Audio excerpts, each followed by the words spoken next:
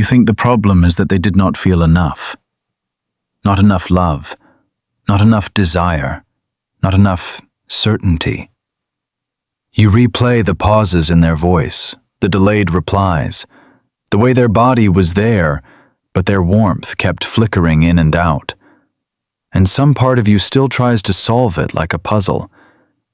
If you had been softer, if you had asked for less, if you had been more understanding, more magnetic, more impossible to lose.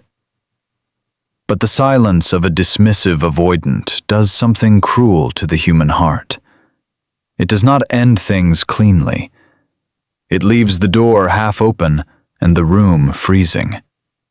It makes you question your reality, while they look calm enough to make you feel irrational for even hurting. And that is why this kind of intimacy gets under your skin. It is not just rejection. It is emotional starvation dressed up as independence. Here is the brutal truth. The more you chased clarity, the more they felt pressure. The more you tried to connect, the more their system screamed for distance. And the more you abandoned yourself trying to keep the bond alive, the less they had to face the cost of losing you. That is the trap. Because dismissive avoidants are not cold in the way people think. They are overwhelmed in ways they do not know how to name. They can care deeply and still withdraw. They can want you and still go numb in your arms. They can miss you and still not reach out. Not because the feeling is fake, but because closeness activates conflict inside them. Desire pulls them forward, fear yanks them back. This is what most people miss. They did not necessarily stop caring. They felt overwhelmed. And overwhelm in a dismissive avoidant does not look dramatic. It looks like detachment. It looks like logic. It looks like, I just need space. It looks like a calm face while their nervous system is firing like an alarm nobody else can hear. When intimacy deepens, the amygdala can start reading closeness as danger instead of safety. Not physical danger, emotional engulfment, loss of control, exposure, need. The very things a healthy bond requires can feel like a trap to someone whose system learned long ago that dependence is risky. So cortisol rises. The body prepares to protect itself. The mind starts rewriting the relationship in colder language. They focus on your flaws. They become irritated by normal needs. They suddenly need freedom, distance, silence, air. Not because love vanished overnight, because their body confused intimacy with threat. And once you understand that, 7 shocking patterns begin to make horrible, painful sense. The first is this strange warming and cooling that leaves you dizzy. In the beginning, they can feel almost intoxicating, present, attentive, sometimes even tender in a way that feels rare and sacred. They open just enough for you to believe you have reached something real. And you have. But the closer it gets, the more they start to retreat. They text less. Their eyes drift. Their affection becomes inconsistent. You feel them disappear in inches. Never all at once, which is exactly why you stay. What triggers it is not always conflict. Sometimes it is the exact moment things become emotionally real. The night you look too safe. The morning after vulnerability. The conversation where you casually talk about the future. The instant the connection stops being light and starts carrying weight. That is when the proximity alarm goes off. And if you have ever felt the heartbreak of watching someone pull away right after genuine closeness, understand this. It was not always because the moment meant nothing. Sometimes it meant too much. Then comes the second pattern, and this one destroys self-worth if you do not see it clearly. They become more affectionate when you begin to detach. It makes no sense until you understand the nervous system behind it. When you are close, they feel pressure. When you step back, they feel relief. And inside that relief, something else awakens. Desire, curiosity, dopamine, the safety of wanting you from a distance. So the moment you stop asking, stop explaining, stop reaching, they lean in. They send the message. They watch your stories. They ask how you are. They resurface with a softness you begged for weeks ago. And because you are human, you think, finally they see me. Finally they care. But what they often care about in that moment is not full intimacy. It is restored space. It is the fantasy of connection without the demand of emotional closeness. This is why they can seem most interested when you are least available. Your distance calms their fear enough for their feelings to return to the surface. This is not fake, but it is unstable. Because if you rush back in too fast, the cycle often begins again. Then there is the third pattern, the one that feels almost cruel because it shows up right when you need them most, when you are hurting, when you need reassurance, when the relationship requires emotional presence. They can go blank. Not always angry, not always unkind, just absent in the exact place where intimacy should deepen. You tell them you feel disconnected. They get tired. You cry, and they become quiet. You ask for comfort, and they offer solutions or distance. You reveal your fear, and they act like the conversation suddenly became too heavy for the room. This is one of the deepest wounds of loving a dismissive avoidant. The moment your vulnerability rises, theirs shuts down. Why? Because your pain activates their own buried helplessness. And helplessness is intolerable to a system built on self-containment. If they cannot fix it quickly, if they cannot stay in control, their nervous system starts pushing them toward shutdown. Emotional numbness becomes protection. Detachment becomes anesthesia. So you sit there thinking, how can someone watch me hurt and not move closer? Sometimes the answer is devastatingly simple. Because moving closer would force them to feel. The fourth pattern is subtle, but once you see it, you cannot unsee it. They begin to criticize or mentally downgrade you when intimacy gets deeper. Suddenly, your tone is too much. Your needs are too much. Your timing is off. You are too emotional, too sensitive, too available, too intense. Small imperfections become evidence that something is wrong with the connection. This is not random. It is deactivation. When closeness feels threatening, the mind starts searching for reasons to create emotional distance.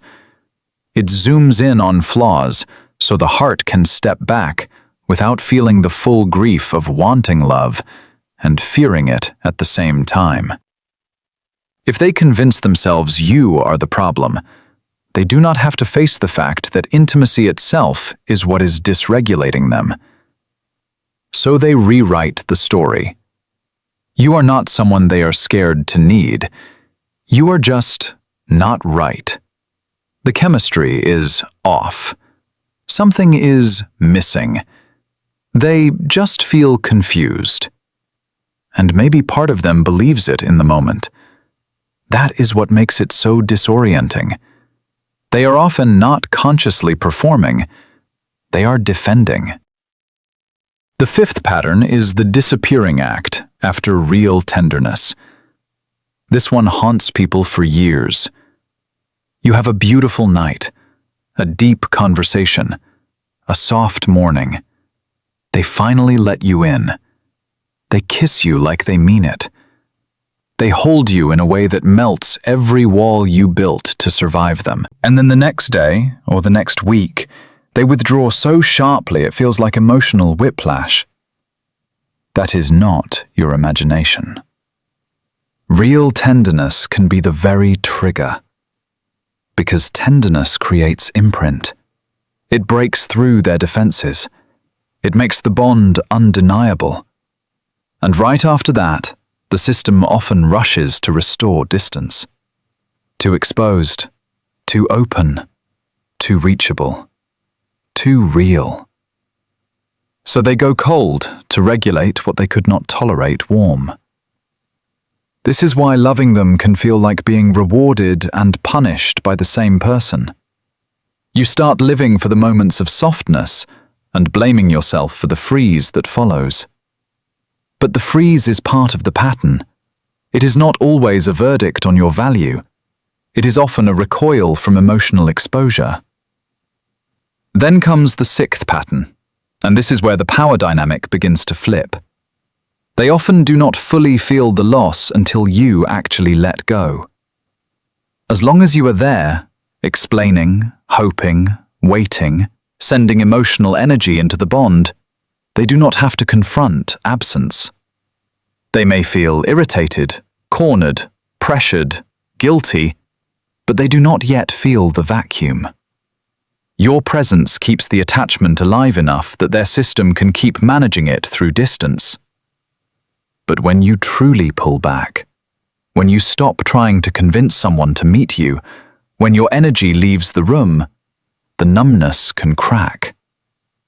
That is when they hear the silence. And silence is the core concept most people misunderstand. To you, silence may feel like surrender. To a dismissive avoidant, silence can become a mirror.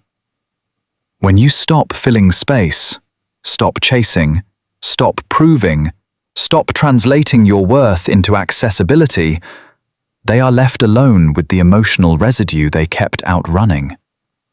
The dopamine of your attention fades.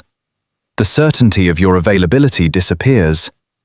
The nervous system that once felt crowded now feels empty. And in that emptiness, feelings that were buried under defense can rise. Now they start thinking about the way you laughed when you were no longer trying so hard. Now they replay the comfort they took for granted. Now they wonder why your absence feels louder than your presence ever did. That is when missing you begins to feel like hunger. And yes, sometimes they come back. They send a careful message, a low-risk check-in, a memory, a song, a joke. Something casual enough to protect their pride, but not casual enough to hide the fact that they have been thinking about you. This is the moment so many people lose themselves again. Because the seventh pattern is the return without true repair. The reaching out, the warmth, the pull, the revived chemistry, the soft eyes, the almost conversation, the suggestion that maybe this time will be different. But unless they have actually faced the pattern, named it, and taken responsibility for how they regulate through distance, the cycle will simply get a new beginning. Same wound, better lighting. And this is where your transformation either begins or dies. Because if you still believe your job is to love them hard enough to heal their fear, you will walk straight back into the fire and call it hope.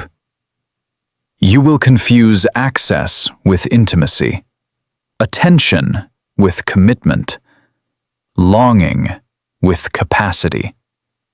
And your nervous system will pay the price. So listen carefully. The goal was never to become colder than them. The goal was never to play games so they would chase. The goal is to stop betraying yourself in the presence of inconsistency. That is the break in the pattern. Not punishing them, not proving a point, not becoming emotionally unavailable just to win, but becoming non-reactive in the deepest sense. Non-reactive does not mean numb. It means anchored. It means their withdrawal no longer gets to define your worth.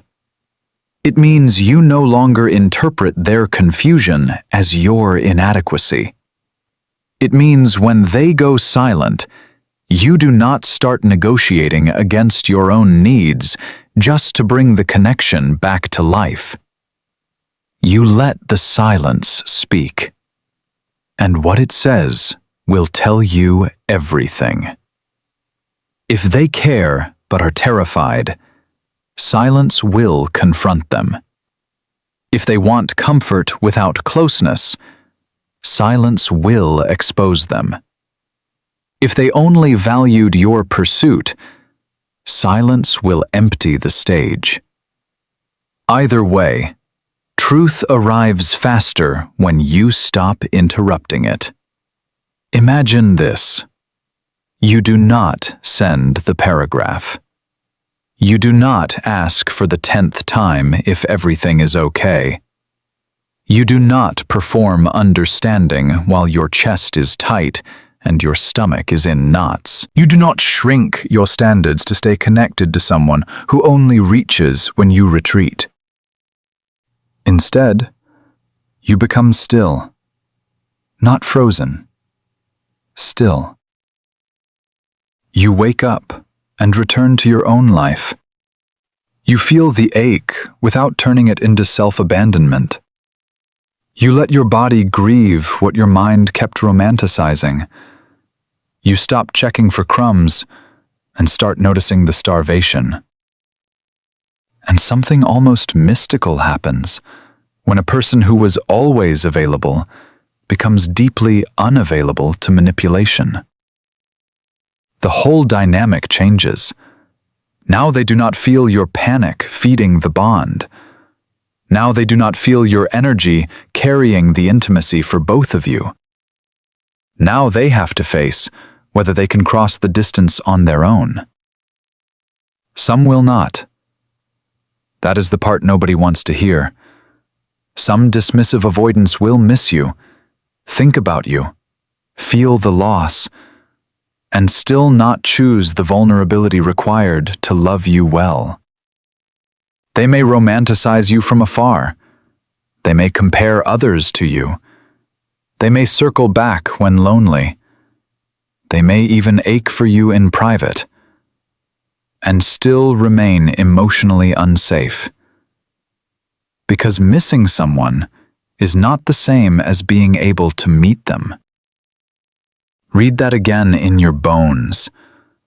Missing someone is not the same as being able to love them. If you forget that, you will keep mistaking their internal struggle for your future. And yet, here is the part that sets you free. Their pattern is not proof that you were too much. It is proof that they were activated by what they could not yet hold. Your warmth was not the problem. Your depth was not the problem. Your desire for real intimacy was not the problem. You were touching the very thing they learned to survive without. That does not make you unlovable. It makes the connection honest enough to expose their defenses. So no, this is not about becoming smaller, quieter, easier, less feeling, less radiant, less human. This is about becoming unavailable for half love. It is about realizing that self-worth is not measured by who comes back when you leave. It is measured by what you no longer entertain once you finally see clearly. You do not need to be unforgettable to someone who cannot stay. You do not need to be chosen by a wounded nervous system to prove your value. You do not need to win the attachment game by becoming a mystery, a challenge, a lesson, a loss they regret. You need peace. Real peace. The kind that enters your body when you stop chasing people who only know how to love with one foot out the door. The kind that returns when you stop making someone else's avoidance mean there is something wrong with your need for closeness. The kind that grows when you realize your power was never in making them obsess over you. Your power is in no longer needing that obsession to feel worthy. That is the identity shift. You are not the one waiting to be understood by someone who shuts down at intimacy. You are the one who understands the pattern and refuses to disappear inside it. You are not here to decode mixed signals until your spirit is exhausted. You are not here to beg nervous systems to choose safety. You are not here to call emotional unavailability potential. You are here to become someone whose love is precious because it is no longer easy to misuse. And when that lands, really lands, the game ends.